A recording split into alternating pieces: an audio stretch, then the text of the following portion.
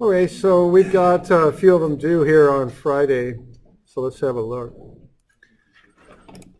That's the first one. So that's kind of a hole saw, okay? What a hole saw is a spinning kind of cylinder with teeth on it.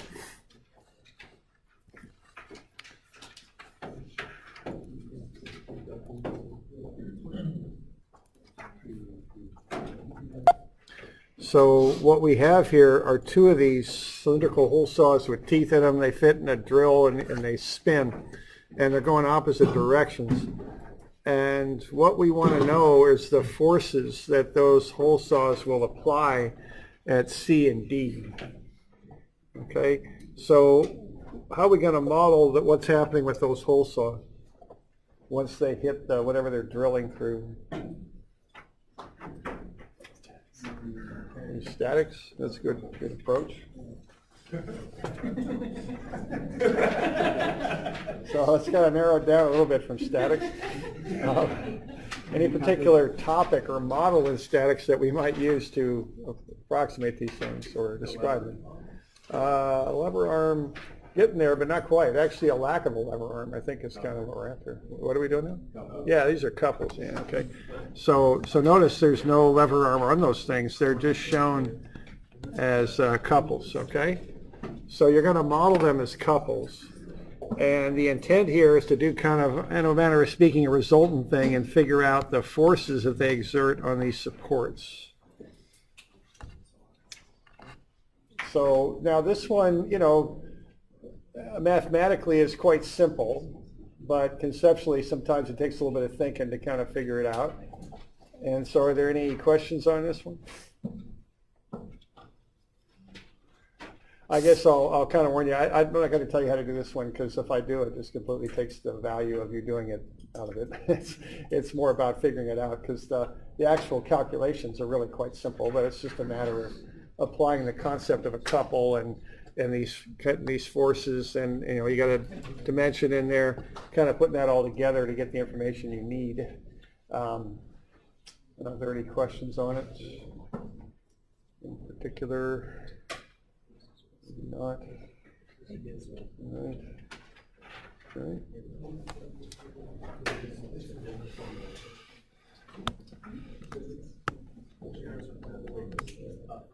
Okay. So there you go. So that's that one. Yeah, just talk to your friends. And like I say, the calcs on that are just very, very simple. Okay. So see what you can do with that. All right, how about this next one? The next couple are resultants. Okay, so what we're going to do with these is we're going to kind of break them down. So when you do a resultant, what you want to do with a resultant is, there's some things that you typically do with this.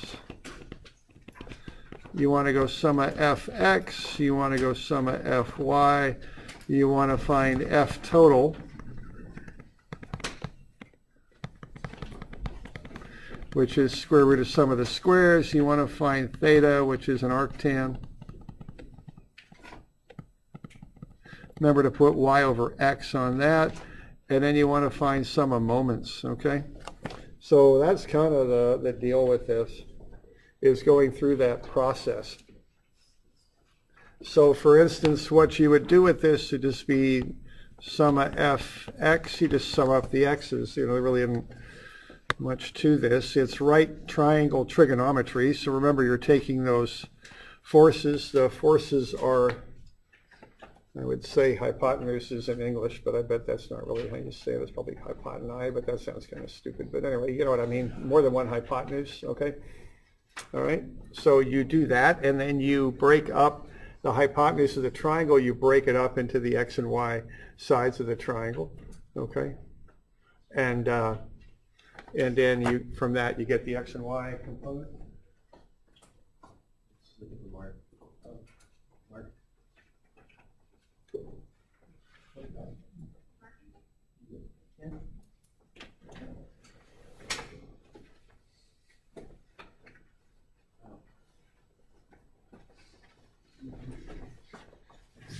right? So you just go sum of fx, and it's just, now what we have here are angles with the horizontal, and when that's the case, it's just cosine x and sine is y. I mean, that's about it because the angles are with the horizontal. So cosine 40 times 7 kilonewtons. Okay, and that'll be positive because it's going to the right, but the other one's coming back to the left. So that's cosine 58, 4 kilonewtons. Okay, that's coming back the other way. And when you add everything up, you get positive 3.24 kilonewtons. Okay, and then you can do sum of Fy, do the same business there. And then you get the resultant. Take the square root of sum of fx squared plus sum of fy squared. Remember, if you have signs on those, the signs just square out, they're gone. So these are just magnitudes really when you do the hypotenuse. And that ought to work out to be 8.53 when you do it. And then the angle there is what you're going to do is do the arctan, which on your calculator they'll show that as tan minus 1 quite often. Same thing, it's just two words for the same thing. And then what you do is you take sum of fy over sum of fx, okay? And that's because what you're doing, y over x is a tangent of an angle. So if you do the inverse tan of sum of fy over sum of fx, you'll get the angle, okay? And then you can find that angle. Now, the one thing I would like you to do is put an arrow on the angle. So I want you to tell me which way it's going, okay? And be aware of that. I'll just put a question mark in here. I want you to tell me what it's doing, okay? And remember, the number that your calculator kicks out is always in quadrant, I think it's 1 and 4. And sometimes your answer might be in quadrant 2 or 3. So you do have to look at the signs on your components to figure out which quadrant you're in, okay? So just get me an arrow on there that says it's this way or that way, okay? And just be aware that your calculator may not be entirely correct on that. So you have to kind of look at it and get some idea if you're going the right direction or not. Okay. So we doing all right with that? Okay. So far. So what we're doing, we're just kind of adding everything up, all the forces, and then the moments too. Now, looks like I got a little bit of room up here. Maybe I'll put the moment in here. So what we're going to do is sum of moments on this, and really there's sum of moments about A is what they are.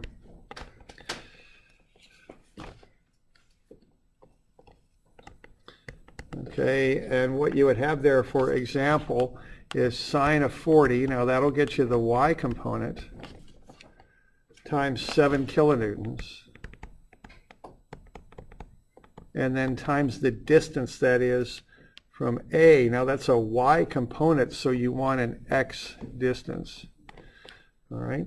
So when you're doing that, what you're getting by doing sine of 40 is you're getting this component right here, the y component. And so you mix that with an x distance, okay? So the sine 47 kilonewtons gets you the y component of the 7 kilonewtons. Okay, it's that, and it's, what, 3 meters from A. And then you're going to need to look at which way that rotates. Now, you know, sometimes people have a little trouble with this or whatever. You know, if you do, just hold a pencil out there and push on the pencil, and you'll see which way that thing will rotate. And it looks to me like that thing's going to rotate clockwise, so that'll get a negative sign. Okay. Whoops, I put that in the wrong spot. There we go. All right, so that'll be negative. Now I think you've got another one that you're going to have to do too for the other force. You'll have to figure out the sign, and then once you work through that, you should get the net moment, and that's negative 27.1 kilonewtons. And then meter, so we want the units on those.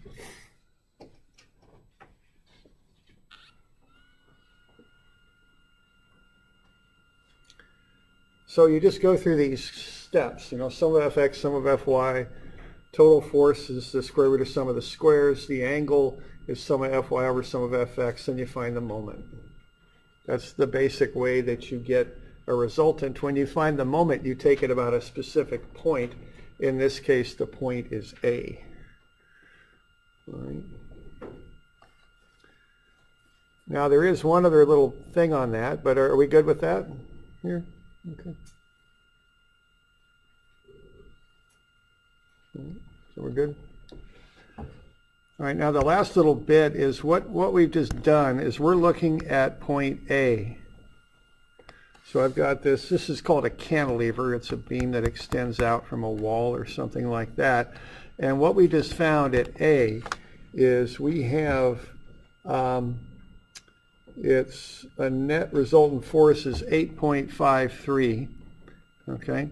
And then we've got a net couple of 27.1 kilonewton meters, and then we've got this force over here of 8.53 kilonewtons. And that's composed of X and Y. Now the last little step is to really get this thing simplified even further, because that's one way of looking at what we're doing is we're taking these two forces and simplifying them as far as their effects at A go. Okay, a further simplification would be to take that force and put it on the beam, or anywhere really, I guess, somewhere. So we're going to put that force out here. And what we want to do is put it such that it will cause that moment, see? And then what we can do, we're simplifying the system even simpler, or we're simplifying the system simpler. I guess we're making the system simpler, might be a better way to word that. And putting the force such that it would cause the 27.1 kilonewton meter moment, and finding that offset distance, okay? That would do that. So the last step on this thing is to use this basic relationship that a moment is equal to a force times a distance. So if you want to solve for the distance, you got to watch, you want to take the moment over the force, and that'll back you into what the offset distance would be. Now the one thing I would caution you on is there's subscripts on the F's and the D's here that you got to pay a little bit of attention to, and I let you kind of figure that one out. But you're going to have to be a little careful here on what you use, because there are actually subscripts there that you want to be aware of, so to speak. Okay.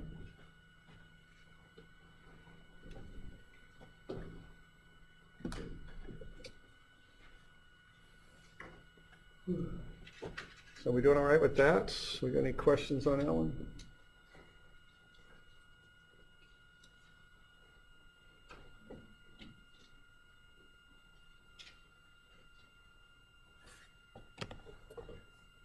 All right.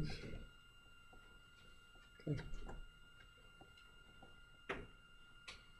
So that's the first resultant problem. If we're good with that, there's a second one here. So that first one was a cantilever, and really we just wanted to see the effects of those forces on point A. The next one here, we've got a little bit of a platform here that we're going to lift with the motor. So the motor is applying a couple there, all right? And then we've also got a push from a hydraulic cylinder at B and a cable at C. So we got all sorts of things that are lifting this. We want to find the resultant force couple at A caused by the motor, hydraulic cylinder, and the cable. So we want to combine all these different things and from them find the net force and moment at A. So it's a very similar process to what we just did here. I suppose it's, so we got any questions on this one?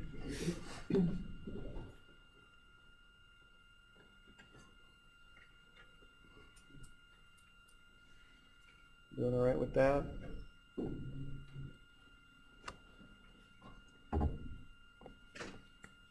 So basically similar to the top, we have to find the resultant. Mm-hmm. Yeah, we're going to want to find the resultant on this. So we're going to want to look at all these things that are acting on it. and I'm going to outline them in blue. You know, be sure you got them going the proper direction too. There's a tension in that cable. Tension's always pull.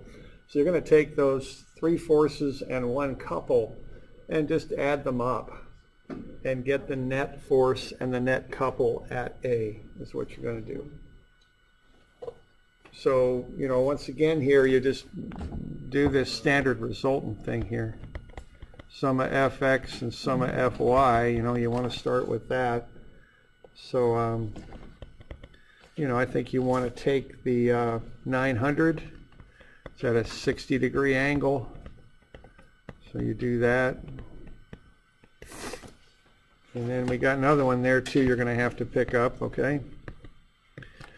And then there's going to be, okay.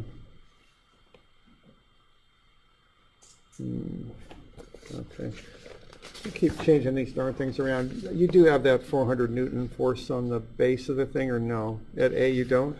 No, it's 700. Okay. At A, there's no force at A, okay.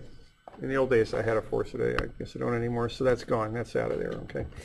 So sum of Fy then, so we only have 2 forces and a couple. In my old copy I had another force here, but I took it out, that one.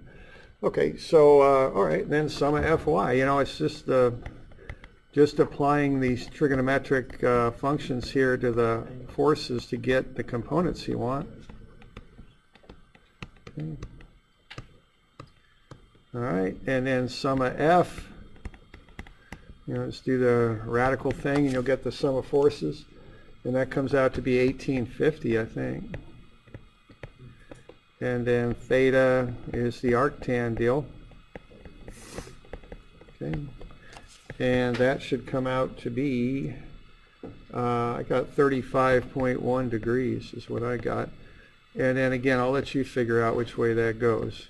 So put an arrow on there and just specify the direction. You know, that's how I like angles called out, just say it's going that way. Yeah, question. Yeah, so for the force at B, for the x component of that, I guess why are we not canceling that out like it's not going to affect? Because I could be visualizing it incorrectly, but wouldn't you be pushing against A so that wouldn't be causing the moment? Right, and see, we're just doing forces here. Oh, Okay, and that's a good point though. Yeah, you're right. That will not cause a moment. The x component of the force at B will not cause a moment about A, but it does push on it, so it's a force. So that's the deal. Okay. All right.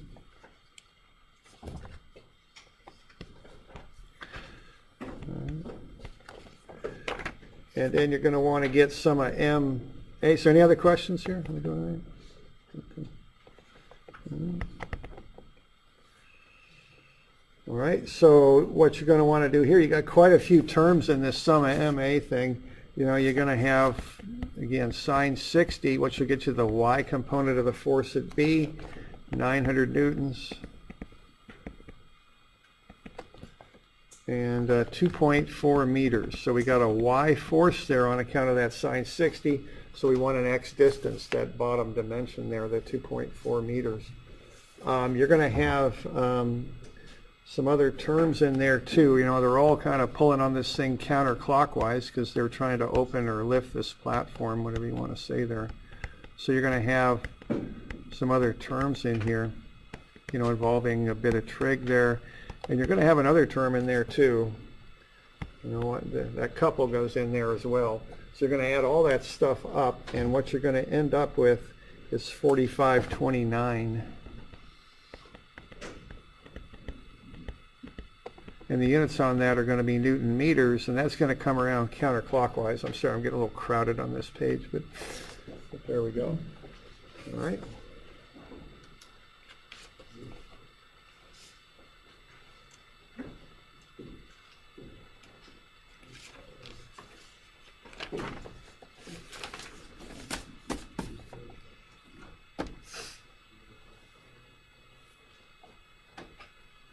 So for when we're doing that, that's when we would consider the x component. So like for at C, at point C, the sum of the moment or of the forces causing the moment would be, we would calculate that one out, but we would not pull in the one at point B.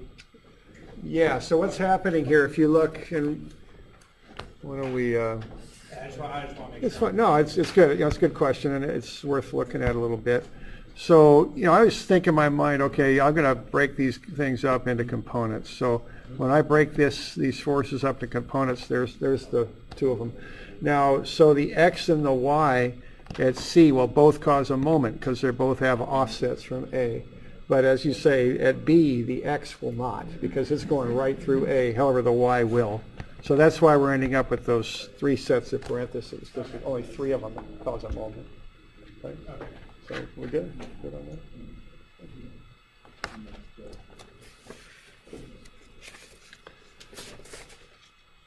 Okay. So that's that one there. So, and again, what we're doing, we're taking, see, this allows us to take complicated systems and just kind of get to the basic information. What we're going to end up with here when we're done is at A we have such and such a force at such and such an angle and a moment. That's how all this stuff affects A. That's really what we're trying to do with this, okay? Is break it down that far. Okay? All right. Now this one here has a couple parts to it. The first thing I want you to do is just to break this trapezoidal load down and find the net force and moment at A. So that's the first thing I want you to do with this, and that's 241 there that I'm on. So, and this is a little bit of a visual problem up above there. We've got a concrete slab, and then we've got sand on the slab. When you start laying sand down, let's say you got a wall that you're butting up against on this side, the sand will just create kind of a triangle. When you lay it down, it'll just, it's called an angle of repose, and it'll just kind of slide down to that angle.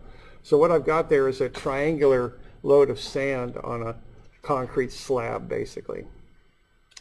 All right, and then I'm taking this sketch and I'm breaking it down into the model that you see right here. Now my copy's arranged a little differently than yours, but it's the same thing. So we want to start with that diagram. That's the diagram that you typically get out of a statics book, something like that. And then we say, okay, how do we handle this? How do we find the force and moment at A? Okay. And the way that we handle that is we break it up into areas that we can deal with, and the areas that we can deal with are a rectangle and a triangle. And the reason we can deal with them is we can find their areas easily enough, and also we know where their centroids are. Okay, so the centroid of a rectangle is at L over 2. The centroid of a right triangle is at 1/3 of the length from the right angle and 2/3 of the length over from what I call the vertex, the tip. Okay, so I can find areas of those which equal the loads, and I can also find the location of the loads. All right, and the formula is here for centroids if you ever need it for a triangle. It's on your formula sheet, okay? And I'm always pressed for space on these dang things, but it's 1/3 of the distance from the right angle. Okay? I'll have to check with it. I'll just leave it at that, okay? So what you do to kind of take it from the thing I circled, which is on the top of your page, and that's the stuff you typically get out of a statics book, is you find the area under the load diagram. The area will equal a point load that is then applied at the centroid. That's how it goes. All right. So if I want to get the sum of forces there, what I'm going to do is find these areas. All right. So what I've got there is a triangle, and then I've got a rectangle. So that triangle there has a base of 6 and then a height of not 78 but 48, okay? That's the height of the triangle, and that's kilonewtons per meter. See, what I want for the height of the triangle is that distance there, and what that is 78 minus the 30 for the rectangle. The height of the rectangle is 30, but the height of the triangle is 48. Y'all with me there? okay? Because you got to cut the rectangle off the bottom of the triangle, basically. So you're given the full height of that line, which is 78, but it's the sum of 48 and 30, okay?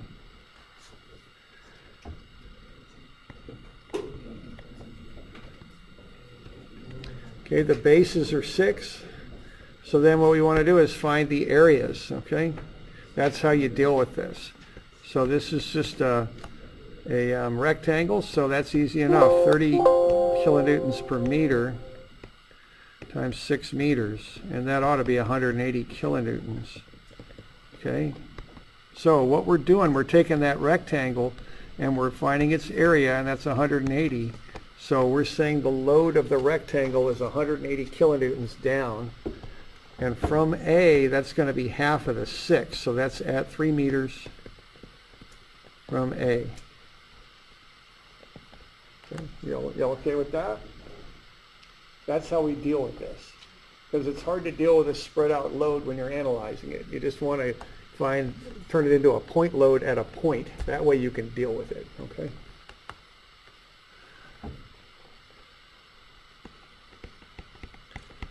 Now the triangle there is half the base times the height. Okay. You know, that's how you find the areas of triangles. And that will come out to be, whatever they're, 144, I think. Yeah. So 144 kilonewtons. So that's coming down like that too, okay? But that is not in the middle. That's 2/3 of the way over from 6. It's 1/3 from the right angle, but we're coming from the vertex. So that's going to be 4 meters from A. Okay. So what we're doing here really is finding a resultant, but we got this intermediate step of having to find take these distributed loads and turn them into point loads. Okay. That's kind of a step to get to the resultant. Okay. Yeah, I'm pretty sure I had got that down. Yeah, it's 241 and 2, and then 231, 232. Yeah. So 5 of them. Yeah. Okay.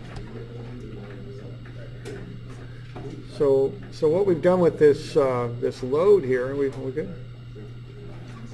Okay, is we've essentially turned that beam into this. Okay, let's do Friday. I'll take it Friday. You know, you guys got all these tests going on and all that. I'm gonna be grading tests anyway, so I'm not gonna grade it anytime soon. So. I got stuff to do.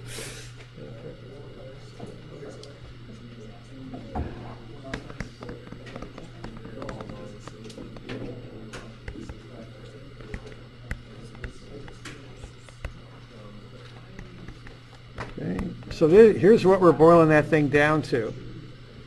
Now the reason I don't find the area of the whole trapezoid is I don't know where the centroid of a trapezoid is at. Now there's a formula for one, but by the time you calculate it, it's just as easy to break the thing up into triangles and rectangles because it's kind of a complicated formula to find the centroid of a trapezoid. So the standard drill here is break them up into rectangles and triangles. Get to that, and I think you can figure out sum of Fy ought to be, what, 324? And then you just do sum of MA.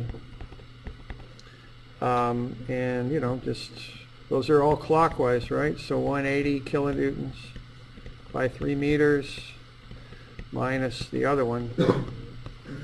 And then when you do that, you have to come up with 1,116 kilonewton meters. Okay?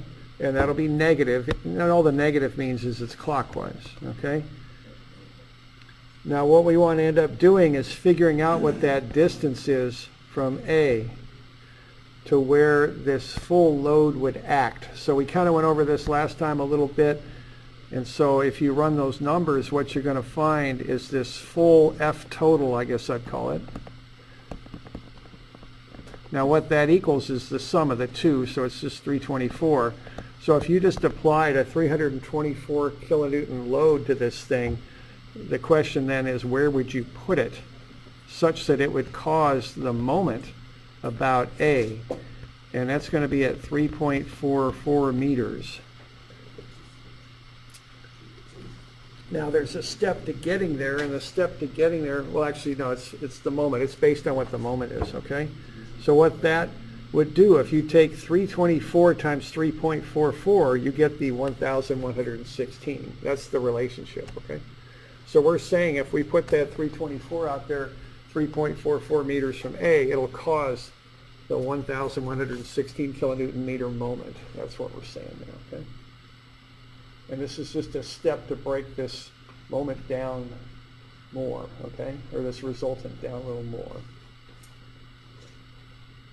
And in strengths, we'll get to something called shear center, where we'll use this. Where if you have a frame with a channel on it, you don't want to load it there because you'll warp it. You'll bend that top piece in a little bit and you'll twist the frame, and that's not good. So what you do is you offset the load, and it's a resultant calculation with this distance calculation to counteract the twisting of the channel is what you do. But that's way ahead of ourselves. We'll get to that in strengths. But that's kind of that's why we're learning a little bit about this, okay? So one application of it anyway. Doesn't apply to us right now though. Okay. All right, so we good with that?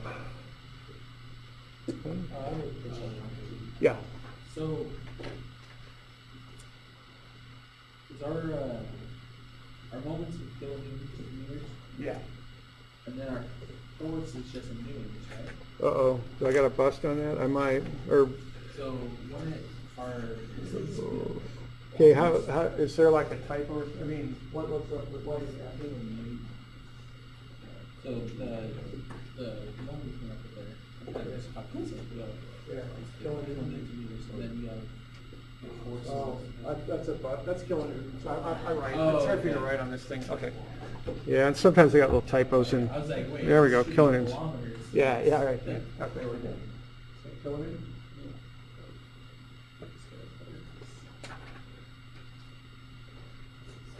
Questions on that?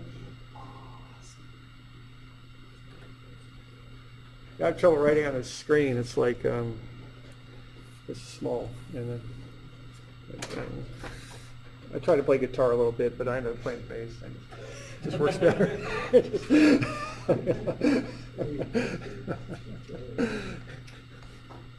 I just fine motor control. I think that's what they call that. It's something I don't have. So there you go. Okay, we good? Okay, now there's another little thing on this. So we all right on this stuff?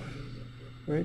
Now the other little thing on this is, you know, okay, here's where we get the stuff from the statics book is starting, you know, on that circled sketch, but the reality of the situation is the sketch up above. So I just want to look a little bit at how do we get from here to there, okay?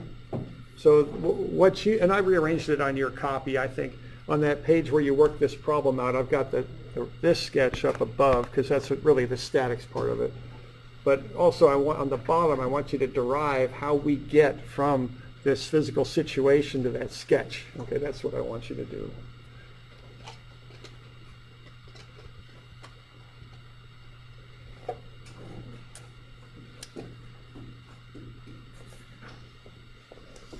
All right, now let's have a look at how you do that, because you've got two pieces. So the one, let's look at the concrete, okay?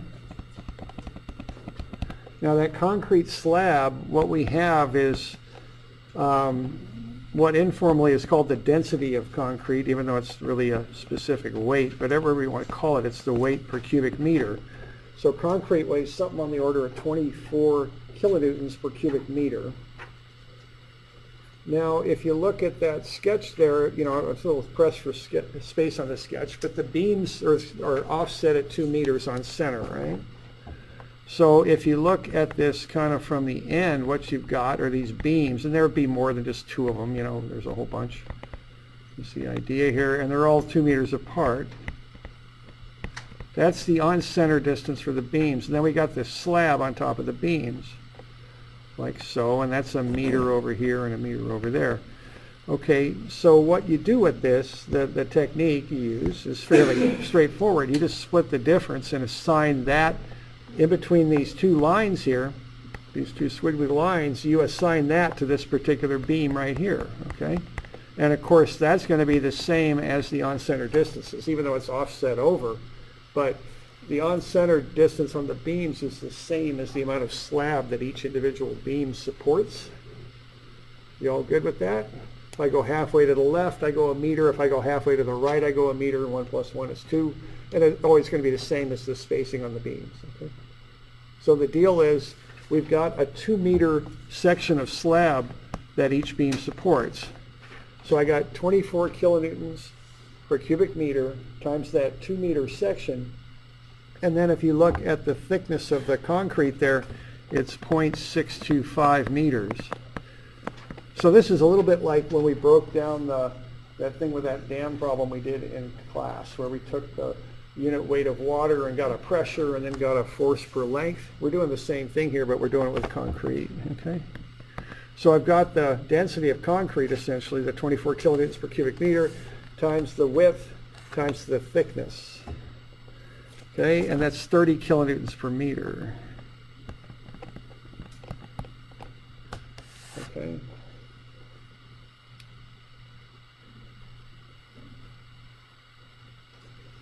All right, so that's how we got to that number on the triangular or the trapezoidal sketch. How the height, that's why the height of the trapezoid there is 30. Okay, so when we get to this sketch right here, this height is 30. That represents the concrete. That's just a constant load all the way across. And then we've got the other load for the sand. All right. Now the sand is 48 here, and it's 0 there. Okay, y'all with me there? We're kind of trying to get this from a 3D reality-based sketch down to a 2D sketch we can just run the numbers on. See, that's what we're doing. Okay. And we're also trying to get a little bit beyond the statics book that you get, with the nice little pictures and getting it, okay, I'm dealing with this building, what do I do? This is what you do, this is how you do it. Okay? Right? It's nothing too fancy, So you can see on the left, there's no sand, so obviously the load of the sand is 0, right, on the left, because there's no sand there. On the right, there is sand, and however the heck high it is, I don't remember, it is 1.2 meters. You've got the unit weight of sand, so you can go through a similar calculation and derive the 48 and finish up the rest of that. That's really what I want you to do on that thing, okay? Is kind of derive how to get from the 3D sketch to the 1D sketch. Okay. You okay with that? Okay.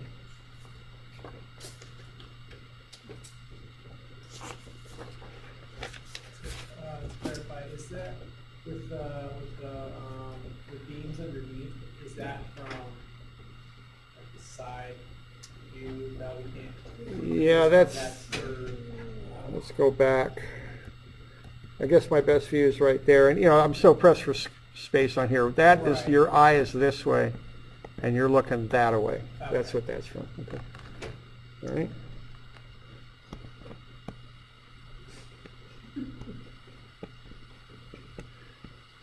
There we go. All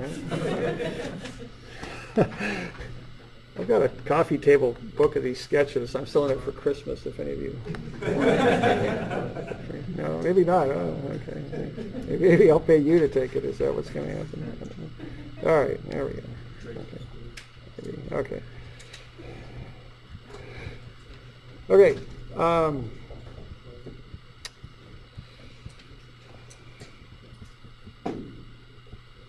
So this last one here. Okay, remember that clock's running a little fast again, so it's about 5 minutes fast again. Okay, now on this one, what we want to do is we want to break it down, okay? So we want to take that sketch and break it down into a series of triangles and rectangles. All right, now the one thing I would emphasize on this stuff is take your time, okay? Spend a little bit of time up front and save the time on the errors down the road. And, I've got a saying, and the saying is, I'm not really very bright, so I've got all these techniques I use to compensate for that fact. And I'm fine with that, okay? I've gotten over the fact I'm not really that good at this stuff, so I do things to help me not make mistakes, okay? And that helps me in school, and believe me, it's really going to help you when you start working, when you're setting grade stakes out there and you got the plans on the hood of the truck and all the equipment's going by. And sometimes the equipment operators are messing with you and riding right past you to kind of shake you up a little bit. And the crew is not having a good day and they're giving you a hard time because they don't want to do what you tell them to do. And it's raining and all this stuff is happening.